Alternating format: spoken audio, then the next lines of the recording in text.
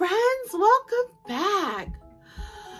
Oh, it is bedtime over here.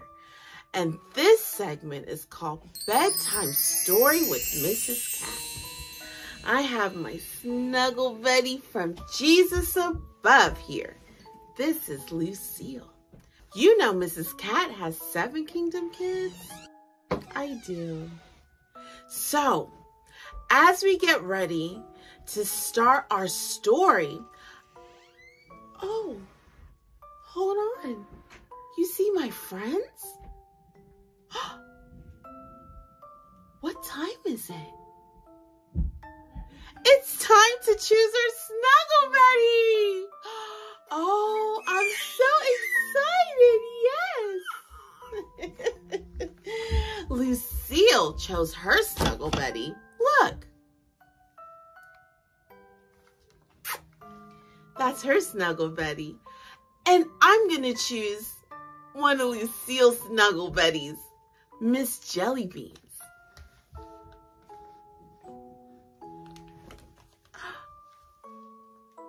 Here's Miss Jelly Beans. So this is my snuggle Betty. Miss Lucille has her snuggle Betty. Do you have your snuggle Betty? All right. Well, I'm going to give you 10 seconds to go get your snuggle Betty. Ready? 10, 9, 8, 7, 6, 5, 4, 3, 2, 1. Well, I'm snug in my bed and I'm ready to read our story tonight. So let's get started.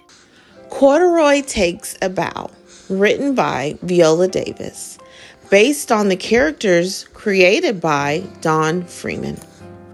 It was just starting to snow when Lisa and her mother got off the bus in front of the theater. Lisa held Corduroy tight as they walked up the steps.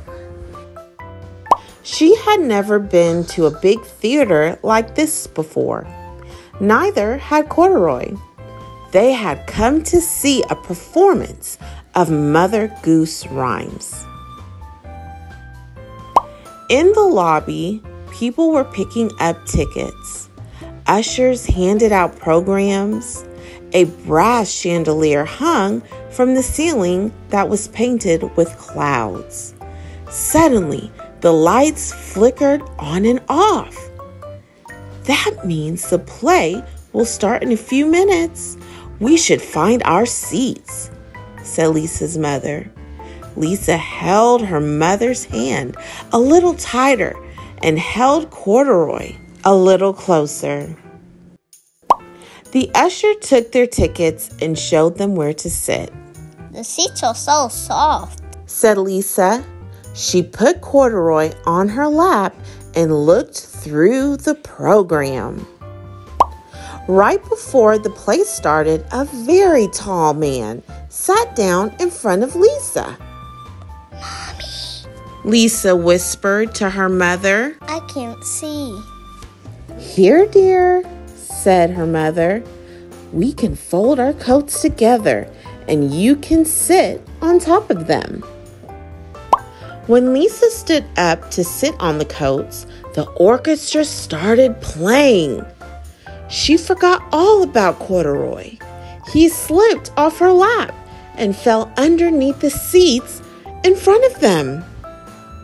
No, I can't see anything, said Corduroy.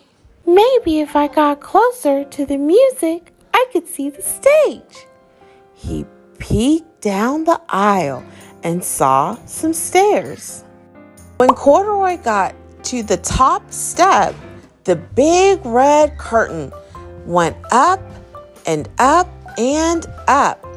Corduroy was so startled when he lost his balance and tumbled into the orchestra pit. He looked around at all the musicians and thought, this is a good spot to hear the music, but now I can't see the stage at all. At the back of the orchestra, there was a tall set of drums. Maybe if I sat up there, I would he thought. Quietly, he crawled through the orchestra, past feet, between instrument cases, and around music stands toward the drums. How did you get here, little fella? The drummer whispered to Corduroy. You must be a prop from the play. Someone will be looking for you. He put Corduroy up on the ledge behind the drums. There was a chair off to one side behind the curtain. I could see better from there, thought Corduroy. But before he got to the chair, a stagehand tripped on him. Sorry, Bear, said the stagehand. He put Corduroy on the table with the other props. The table was hard, not like Lisa's soft seat in the theater. Backstage was very busy. Actors were coming and going, changing costumes and getting their props. One actor almost grabbed Corduroy. I should find a safer spot, he decided, and he hid between the costumes. This is safe, he thought, but I'll never see anything from here. There was a tree with a basket in its branches in the wing, off to one side of the stage. I would be able to see from there, Corduroy thought, and he climbed up the tree and into the basket. Well, thought Corduroy, this is more like it. Not too high, not too low. This is just right. He settled in and watched the Mother Goose performance. I love the theater, said Corduroy. After a number of different scenes, the stage manager called out, Final scenes, everyone. Take your places. Stagehands quickly moved new scenery onto the stage while the actors went to stand in position. Suddenly, Corduroy's tree began moving right onto the stage. Then it started to grow. Up, up, up went the tree, the basket, and Corduroy. This is a very tall tree, said Corduroy as he looked down at the stage far below. The tall tree made him think of the tall man who sat in front of Lisa. Corduroy wondered, how will I get back to Lisa if I'm up in this tree? On the stage below, Mother Goose started to sing, Rock-a-bye, baby, on the treetop. When the wind blows, the cradle will rock. Off stage, a fan blew air into the branches of the tree. The cradle began to rock back and forth, up and down, back and forth, and up and down. Corduroy was getting dizzy. He held on to the sides of the cradle as it rocked faster and faster. Mother Goose kept singing, When the bow breaks, the cradle will fall. And crack! The bow did break.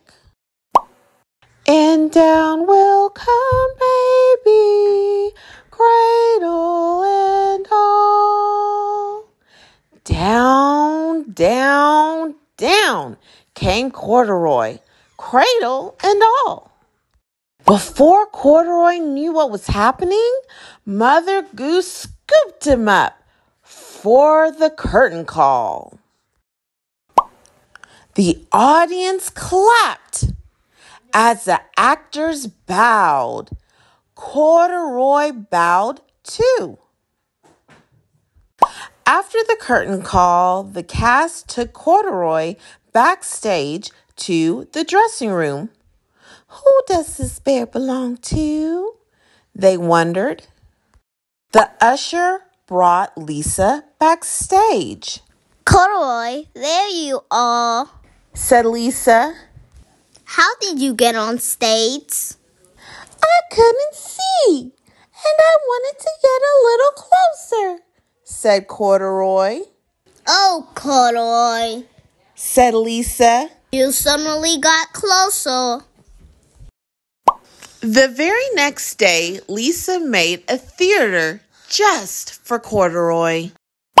He could see everything from a nice, safe spot. The end. Voiceover contributions by Daddy Langford and the Kingdom Kids. Well, friends, that was a wonderful story. Mrs. Cat is tired, but before we go to sleep, did you enjoy the story? That's good. Can you tell Mommy and Daddy who the main characters were in this story? Very good. Did they solve the problem in this story? Good. If they did, what was the solution? What did they agree upon to fix or solve the problem?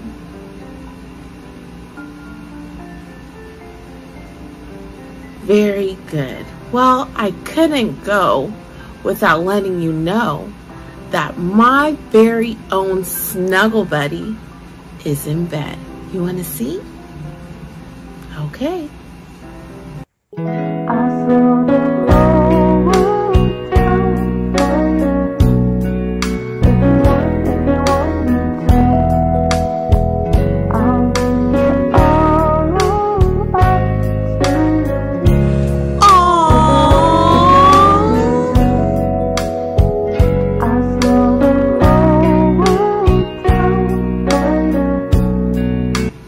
Well, Miss Cat's going to her bed. I'm nice and warm. And I will see you next time at Bedtime Stories with Miss Cat. Okay? Good night. Make sure to like, subscribe, and share. Good night.